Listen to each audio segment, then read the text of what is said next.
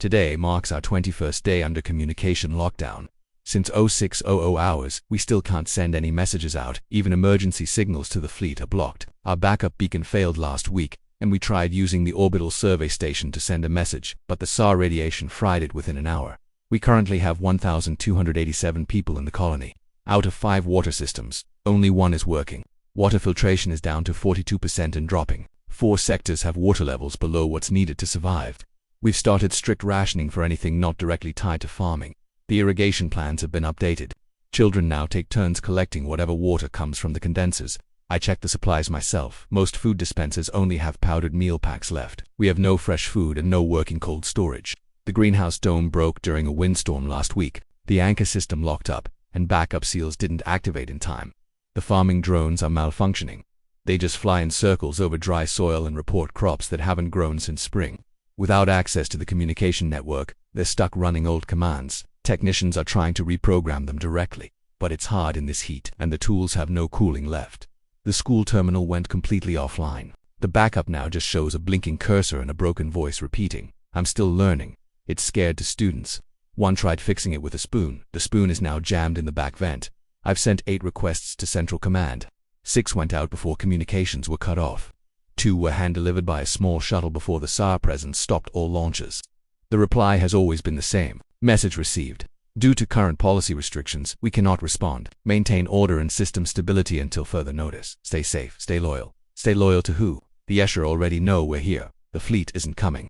Command seems more afraid of starting a war than saving us. Our medics are now making 4 stands out of cleaned plumbing mesh. I wish I could say morale is okay. It's not. People are scared. And fear quickly turns into blame, just like heat cracks glass. We were preparing for a long emergency.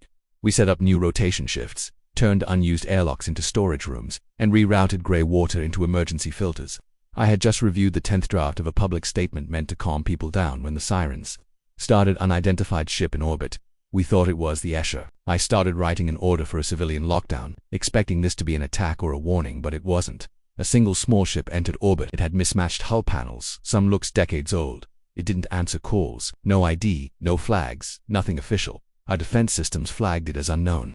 A scan showed it had very high but unstable power levels, clearly modified. Then it fired, not at us. The shot was a slow, crude projectile made of scrap, a pressure tank, some thermal coils, and what might have been part of a cafeteria oven. It launched from the ship's top side in an awkward arc, heading for the upper atmosphere. At first we thought it was a mistake, maybe a warning shot, maybe a misfire, but then it hit the senior relay satellite. It disappeared just like that.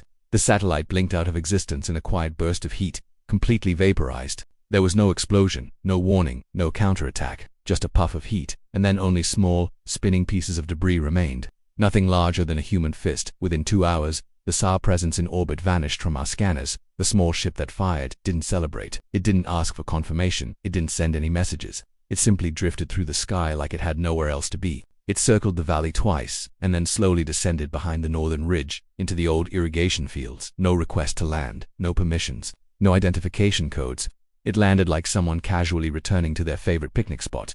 We sent a containment team, following standard civilian protocol. But by the time they got there, the human crew from the ship had already unpacked 2 solar panels, laid their tools out on the gravel, and removed the covers from our broken water system. According to our environmental officer, they found the filtration problem in just 7 minutes. Within 20, they were elbow deep in thick sludge inside the main tank, joking about how the last person forgot to bolt something properly. They didn't introduce themselves. They didn't explain why they were here. They just started fixing things. I prepared an official complaint: violations of protocol, unauthorized weapons use, illegal landing, breaking the chain of command, you name it. But I never sent it, because the truth is, they were fixing the water system faster than we even understood what was broken. And because no one else was coming by sunset, they had flushed the entire system, bypassed the damaged control board using what looked like a reinforced lunch tray, and redirected water through old emergency lines no one had touched in years. Water pressure returned. Flow rates doubled. The children stopped crying. They didn't ask for anything. No food, no shelter. They slept under their ship, eating from sealed ration packs and laughing about something they called classic toast failure protocol. They never told us who they were, but they didn't have to. They stayed for 3 days. No formal check-ins, no explanation, no requests. From the moment they landed, it was just clear they came to help. That was enough. Within the first 6 hours, they had torn down the main filtration unit, cleaned it, rewired it, tested it, and brought it back online. The system, which hadn't worked properly in almost 2 months, was now running at 94% efficiency. Our official logs still marked that number in red, because the system had never even been rated that high. One of the engineers, a tall guy in a burned-up jumpsuit, I never got his name, climbed out of the trench holding a broken valve in one hand and a melted connector in the other. He tossed them both to the ground, wiped his hands with something that looked like a torn old t-shirt, and said, "You ever try replacing this with literally anything else?" He was right, they did. They used a piece of alloy pipe from their ship, a pressure valve from their landing gear, and something pulled out of a high-temperature food processor. It worked better than anything we had from our own specs. That night, I watched them work from my office window. No one gave orders, no one checked lists, they just knew what to do. They moved like a team that didn't need ranks or titles. There was a rhythm to it, a shared urgency. Like this wasn't their first time showing up somewhere broken and making it work again. At sunrise, they started working on the drone systems. We had given up on those drones weeks ago. Our tech team couldn't access the central control uplink, and the backup software kept reverting to outdated commands that hadn't been updated since the last planetary overhaul. One of the Terrans plugged a cable directly into the uplink port, shook their head, and muttered something like, "Firmware arrogance." Then they pushed their own patch into the system. An unofficial update, they called it, Farmer's Friend 2.3. I don't know what their update did, but it worked. The drones stopped flying in circles and went back to scanning the soil. One of them, -2 to a BA, I think, ran a perfect topsoil moisture check over Quadrant 6. Our head farmer cried when he saw it. On the second night, they turned their attention to the school. No one asked them to. No one even mentioned that the education terminal had shut down. But one of the crew, the only woman among them, with rough hands and welding goggles always on her head, noticed the kids hanging around outside the building with nothing to do. She went in. An hour later, the lights came back on. The terminal rebooted, clean and functional, with a working voice interface. The new voice was dry and sarcastic. The kids named it Dave. When I asked her why the voice was like that, the engineer just shrugged and said, "Better than silence." On their last day, one of the children gave the crew a drawing. A rough sketch of their ship with 2 bumpy thrusters and a smiling face drawn on the nose. The engineer didn't laugh. She took a bit of sticky putty out of her pocket and quietly stuck the picture to the side of the skiff.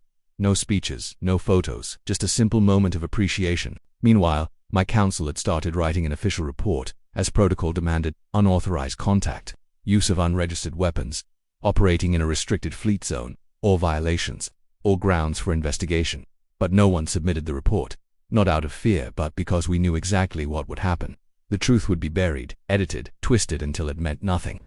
The people who actually saved our colony would become a tiny footnote, or worse, erased completely. That night, the Terrans packed up the little equipment they had brought.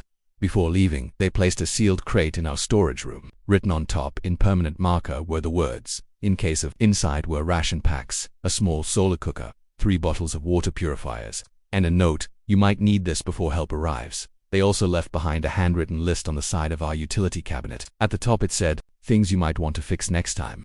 The first item read, "Central fuse housing by Junction 9 is trying to kill you. Might want to check that." Before they left, I made a decision. I gave them the chicken, not just any chicken, our chicken.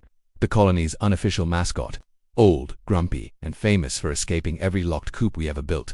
The kids called her Admiral Peak Dot. The crew didn't know how to react. The captain blinked, looked at the crate, and said, "We don't usually do poultry, but okay." We watched them board. Their ship lifted into the morning sky with no big noise, just the hum of old, reused thrusters. As they passed over the trees, our comms still officially jammed, caught one last message through the static. "Good eggs, might come back." We haven't heard from them since. I never added any of this to the official record. It's not in the GC files. It's not in the Colonial Archive. The event is marked as resolved, situation stable, no further action needed, but I know what really happened. We needed help. The humans showed up, no fancy codes, no delays, just a toolbox and a bad attitude, and somehow, it worked.